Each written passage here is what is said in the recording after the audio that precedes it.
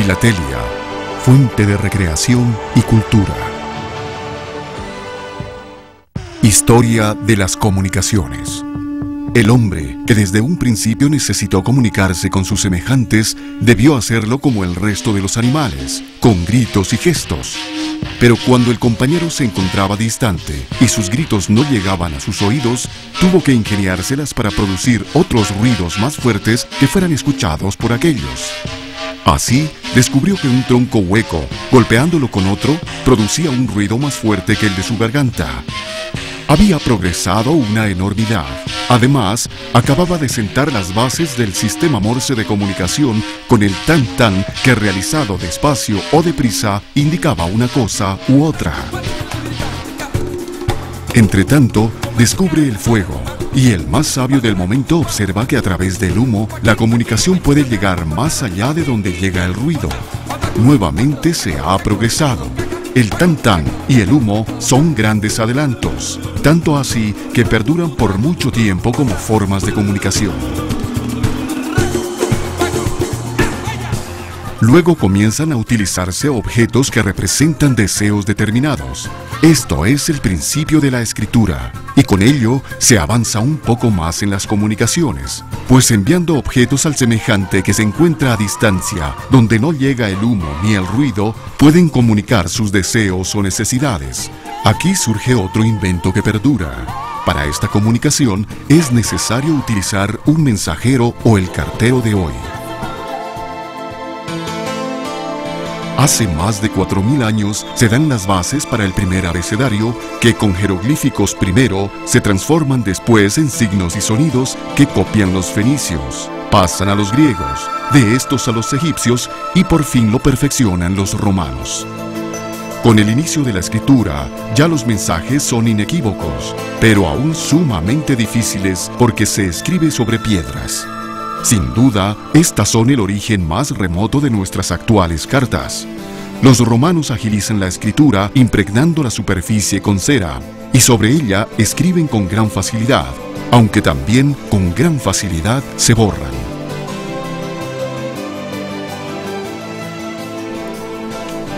Los egipcios utilizaban el papiro, constituyéndose el antecesor más remoto del papel que hoy usamos. Ya en esos momentos, hace 3000 años, lo más difícil en las comunicaciones lo constituyen los caminos, y los romanos, conscientes de esta necesidad apremiante, se dan a la tarea de construirlos para que comuniquen a Roma con las ciudades más importantes de su extenso imperio. Todavía hoy se encuentran los que construyeron hace más de 2000 años. En Salamanca se conserva intacto uno de los puentes más antiguos de aquella época, con 27 arcos y 400 metros de largo. Hoy está en uso. Luego, establecen un sistema pedestre y a caballo con estaciones de relevo cada 25 kilómetros, a las que llamaron positas. Las palabras correo y postal que hoy utilizamos derivan de aquel sistema. A la desmembración del Imperio Romano se mantienen los correos y las características propias de cada región, pero en todos el correo es privilegio del Estado, los nobles y clérigos, porque son los únicos que saben leer y escribir, además de poder pagar los altos costos que demandan los correos. En América, los incas tuvieron muy bien organizados sus correos por medio de los chasquis, que se asemejaban a la organización que los romanos tenían para comunicarse en todo su imperio.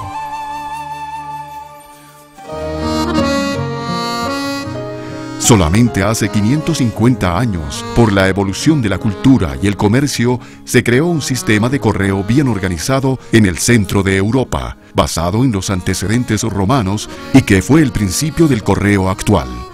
Sus promotores, los duques de Tours y Taxis, lo llamaron el correo de los comerciantes, y por su buena organización también fue utilizado en Roma por el emperador Maximiliano.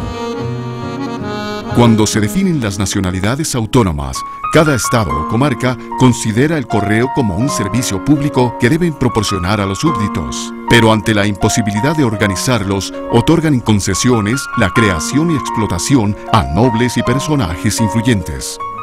Es el caso de Colombia, en donde los correos estuvieron organizados por concesiones que se asignaron a don Lorenzo Galíndez de Carvajal y sus herederos desde el año 1514 hasta el año 1764, cuando se hizo cargo de su organización la Corona de España. Desde esta fecha a 1859, enviar una carta era muy costoso, y quien generalmente pagaba el transporte de la carta no era quien la escribía, sino quien la recibía. Para ello, se estampaba un sello en la carta que decía «Bogotá debe» y el valor de la tarifa en reales. Esto indicaba que procedía de Bogotá y el destinatario debía cancelar el valor allí expresado.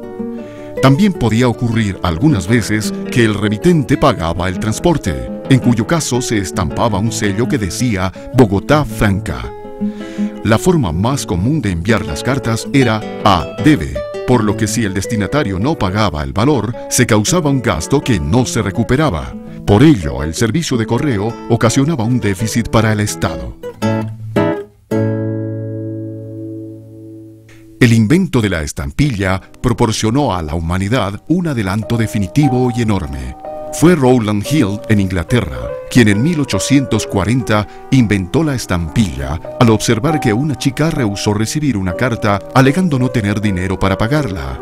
Él se ofreció a pagar el valor, pero aún así no quiso recibirla. Ella, a través de una clave puesta en el sobre del remitente, que era su novio, sabía de su contenido. Esto hizo pensar a Rowland Hill que si todos procedían de esta manera, el servicio sería un fracaso para el Estado. Sometió a consideración de la reina la idea del previo pago del porte por medio de una estampilla adhesiva y con una tarifa muy baja para que la mayor parte de la gente pudiera utilizar el servicio. El éxito después de muchos estudios y críticas fue estruendoso y la idea fue tan brillante que rápidamente se extendió por todo el mundo. La primera estampilla puesta en circulación reproduce la efigie de la reina Victoria con el valor de un penique de color negro. Por eso se le conoce con el nombre de penique negro o Black Penny. El primer país en América en utilizar el sistema fue Brasil, que emitió sus estampillas para el porte, hoy conocidas con el nombre de ojos de buey. En Colombia se empezó a utilizar las estampillas el 1 de septiembre de 1859, es decir, 19 años más tarde que Inglaterra, con una emisión de 5 estampillas con la imagen de escudos. Mientras tanto, nacen otros medios de transporte, y el correo ya se hace en diligencia, en barco, más tarde en tren y luego en avión. Colombia es uno de los primeros países en América en utilizar el avión para el envío de cartas. Esto ocurría en 1919, entre Puerto Colombia y Barranquilla. ¿Por qué se coleccionan las estampillas? Las estampillas se coleccionan desde el mismo momento que aparecen en Inglaterra, y ello por la inclinación del individuo a reunir cosas por las que siente admiración o algún interés. Se coleccionan cajas de fósforos, llaveros, billetes de banco, monedas, estampillas de correo, etc. Pero son estas últimas las más solicitadas, debido a que a través de estos diminutos trozos de papel se proyectan enseñanzas relacionadas con el acontecer diario e histórico del país que las emite. Su valor cultural y didáctico es incalculable, y como sistema publicitario es de una penetración sin límites. Pero lo más sorprendente de este sistema es que lejos de causar gastos, proporciona grandes ingresos, debido a la cantidad de estampillas que van a parar a manos de los filatelistas, sin que los gobiernos hayan prestado el servicio para las cuales fueron creadas. El valor de las estampillas proviene esencialmente de la aceptación casi unánime que tienen en todas las personas. Se calcula que existen en el mundo más de 50 millones de coleccionistas activos. Son determinantes del valor también los motivos más reproducidos. Los hay universales como arte, flores, animales. Otros son temas locales como independencia, deportes, etc. Junto a lo anterior, también determina el valor las cantidades emitidas. Es lógico que una estampilla de la que se emite 20.000 ejemplares vale más que otra de la que se imprimen 1 millón de ejemplares. En Colombia tenemos estampillas que costaron 10 centavos en 1920 y hoy se paga por ellas hasta 20 millones de pesos. Pero sin duda el verdadero valor de las estampillas no es tanto el monetario, sino la fascinación que producen a grandes y a chicos al observar, interpretar y aprender lo que los gobiernos ponen a nuestro alcance a través de estas pequeñas obras de arte. ¿Qué es una estampilla? Podemos preguntarle a cualquiera y seguramente la respuesta será un pedacito de papel que sirve para enviar las cartas. Esto es verdad, pero hay algo más. Si la persona tiene algo de cultura, nos dirá que la estampilla es un valor postal y algunas veces una pequeña obra de arte.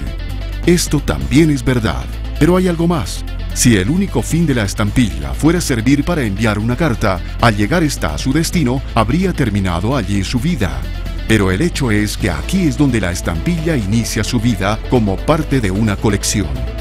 Para saber mejor qué es una estampilla, vale la pena preguntárselo a ella misma, y ella nos dirá: soy un símbolo de simpatía y amor, mensajera entre amigos, confortable en la soledad, unión entre familiares lejanos, elemento de progreso humano, propagadora de noticias, vehículo de comercio e industria, promotora de fraternidad, de paz y de buena voluntad entre los hombres y naciones.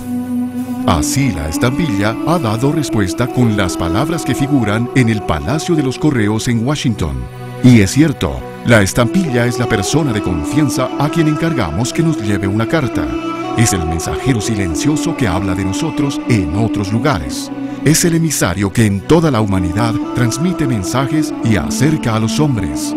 Es una ventana al mundo a través de la cual conocemos lugares, hechos y personajes de todos los tiempos. Es sin duda algo más que un pedacito de papel en colores. Por esto, mucha gente la guarda con cuidado y aprecio. No solamente la estampilla comunica noticias del país de donde proviene, sino que día a día va adquiriendo valor superior y puede estimarse como un billete de banco. Pero continuemos escuchando la historia que nos cuenta ella misma. Nací hace muchos años, en un establecimiento muy grande. Éramos muchas hermanas iguales, y yo estaba en un pliego unida a mis hermanas. Fui de un lugar a otro hasta que nos depositaron en una caja. Un día nos volvieron a sacar, y poco después me separaron de mis hermanas, y me pegaron en una carta. Aquel día comencé un largo viaje, y corrí muchas aventuras. Tan pronto me colocaron sobre la carta, recibí un golpe y me marcaron sobre la piel un sello negro. El golpe me dejó aturdida, pero permanecí pegada a la carta hasta que llegué a mi destino. Después fui tratada con muchas consideraciones. Primero me recortaron del sobre con una margen de papel amplio alrededor para no dañar mis dientes. Luego me introdujeron en agua caliente a la que agregaron un poco de sal para fijar los colores de las tintas. Después me sacaron con mucha delicadeza sobre un papel periódico con la imagen hacia abajo. Y por último me situaron en un álbum que se ha convertido en mi casa. Allí la gente me observa, me escudriña con lupa y luego hablan de mí. Por esto he llegado a suponer que soy importante y que valgo mucho dinero. Tipos de colecciones. Las estampillas se pueden agrupar de acuerdo con las características de los ejemplares que vamos adquiriendo y así constituir un tipo de colección. Colección temática. Estas colecciones desarrollan un tema en particular, como la música, la pintura, la flora, la fauna, los deportes, el cine, el escultismo,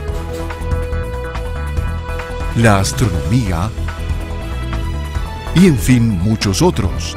Y cada tema es susceptible de aplicarse por épocas, por géneros, por países, etc. Colección por países.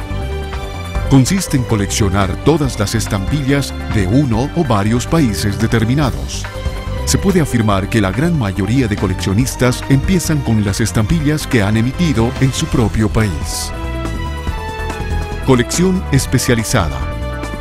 La colección especializada o de estudio requiere grandes conocimientos filatélicos que solo con muchos años de práctica se consigue. se dedica solo su interés a una o varias estampillas de algunas emisiones determinadas, reuniendo todas las posibles variedades de estampillas y realizando un minucioso y concienzudo estudio en la variación del color, calidades de papel, variedad de filigrana, errores posibles, reconstrucción de pliegos y en muchos casos hasta falsificaciones.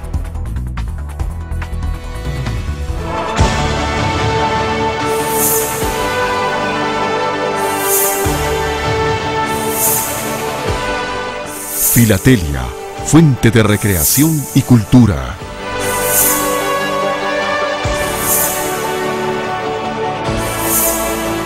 Coleccione estampillas.